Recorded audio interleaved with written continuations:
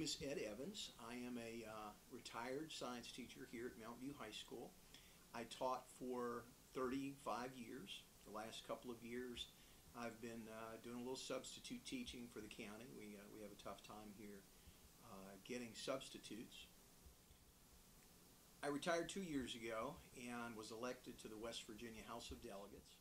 I serve as the representative for McDowell County, a small portion of Mercer County, Bramwell, Bluewell area.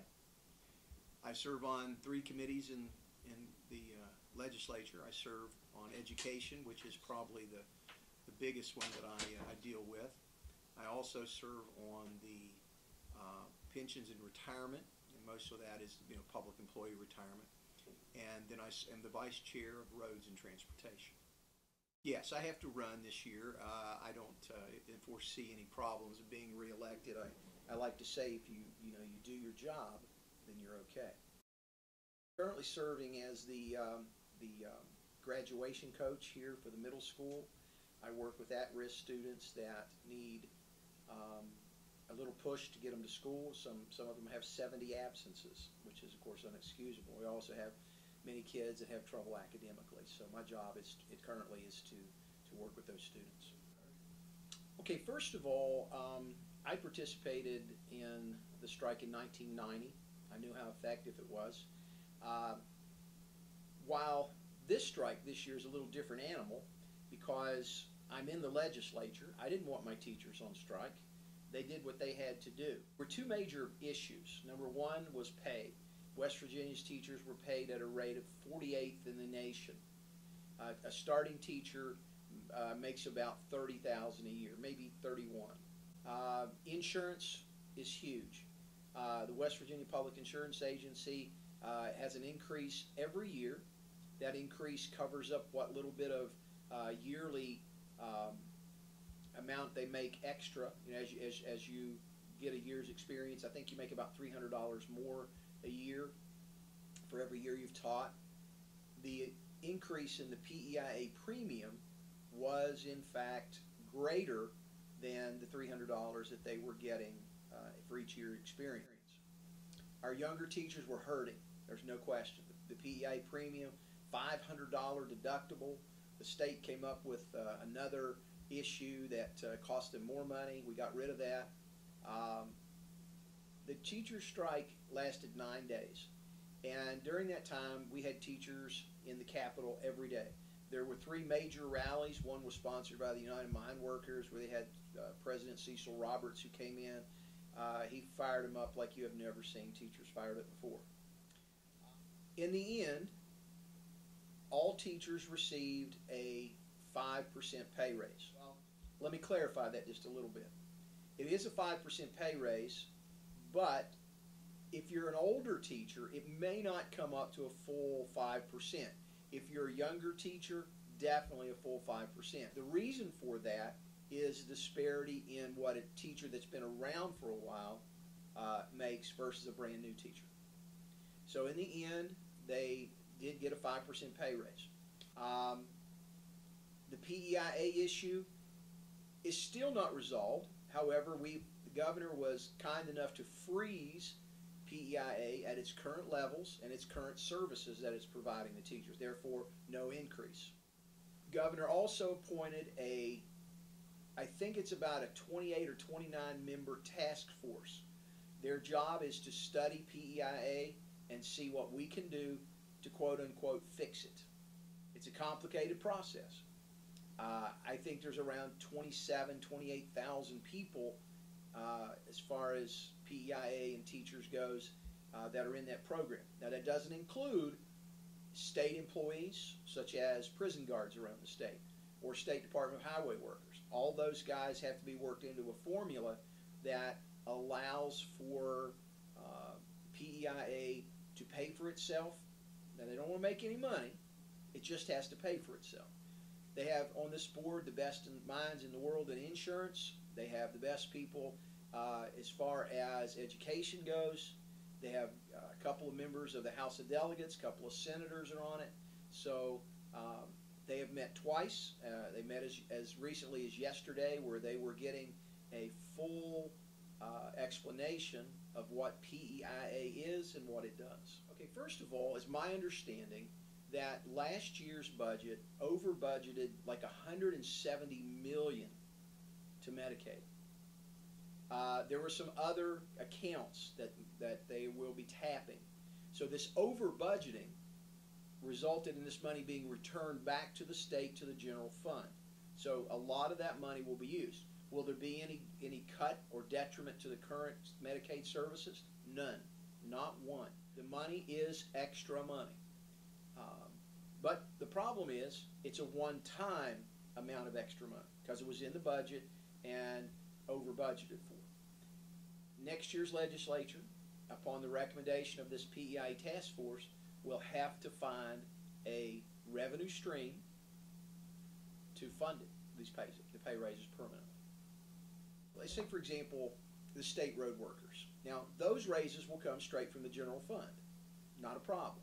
The higher education faculties, such as WVU, Marshall, wherever, they will also come from the general fund, as well as Department of Health and Human Services. Those things are not a problem. By far, our biggest amount of workers in the state of West Virginia are teachers. They will be funded out of these extra revenue accounts that money already exists in. But again, it's sort of a one-time thing, and they will have to find a funding stream, but they have 19 months to do it, so I think it'll be fine. What you're referring to is Teacher Village, and the major sponsor of that is the West Virginia American Federation of Teachers. WVAFT, in conjunction with the national AFT, Randy Weingarten, who is the national president of AFT, as well as Gail Manchin, who is Senator Manchin's wife, they together oversee a project called Reconnecting McDowell.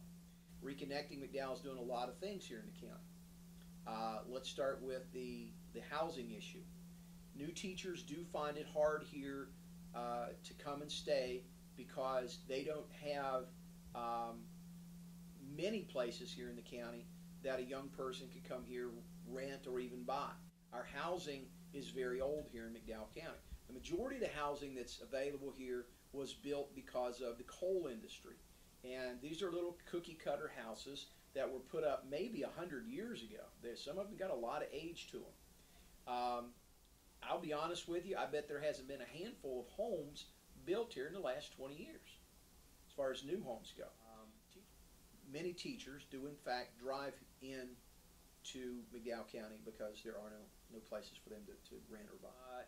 They're putting the money together now. As you mentioned, there are various Fortune 500 companies that are in fact collaborating with Randy Weingarten. When you bring that kind of, shall we say, power to the table, the national president of AFT, they get some things done. You are correct. We lose many teachers that are trained, certified, and quite frankly, some of them are pretty good teachers. And that experience means everything.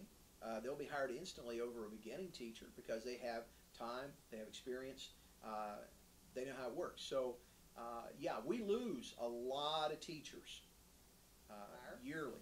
We lose some that are laid off or rifted, as we call it, reduction in force, because we've lost students. We lose a lot of kids. I love education. I was blessed in 2008 to be named America's top science teacher. And that opened a lot of doors for me. I could have went anywhere I wanted to go. But when people ask me why I stay, it's because I made a difference here. Every child deserves a world-class education. Every day. And I did my part to provide that education. This fall, I worked the entire fall semester down at Sandy River Middle School because the teacher there, her son has leukemia, and she was off the entire semester. So I filled in that position until December when I had to go up to the legislature. But I'm still a teacher. So I substituted some, and then I was contacted and asked if I would consider applying for this new position they've created. Work 2 days a week, still retired, and I work with at-risk students, as I mentioned, as the grad coach. Well, first of all, it's a grant position, so I don't know. It's up to the people that provide the grant. I'm 59 years old and I'm retired. I worked 35 years as a teacher, so I put in my time. My goal was to retire with my health. So many teachers, and this is not so much here, but it's reflective of teachers all around the state. They will work until they have to quit. It's kind of hard to get teaching out of your blood. So any chance that I get to come back and share a little science with these kids, I'm glad to do it. I feel like I make a difference every day, absolutely. If I didn't feel that way, I couldn't walk into that classroom and stand before those kids. I would be doing them a disservice. And I certainly would not ever do that to these children. I am Kathy Jack. I teach at Mountview High School. I've been a teacher for 36 years.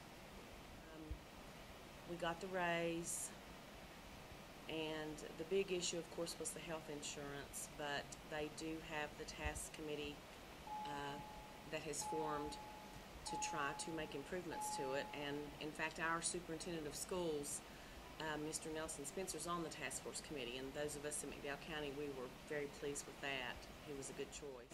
I hope so, because we can always walk again. I think they saw that we were serious. I was part of the '90s strike. We were serious then, and we were serious with this strike a few months ago. So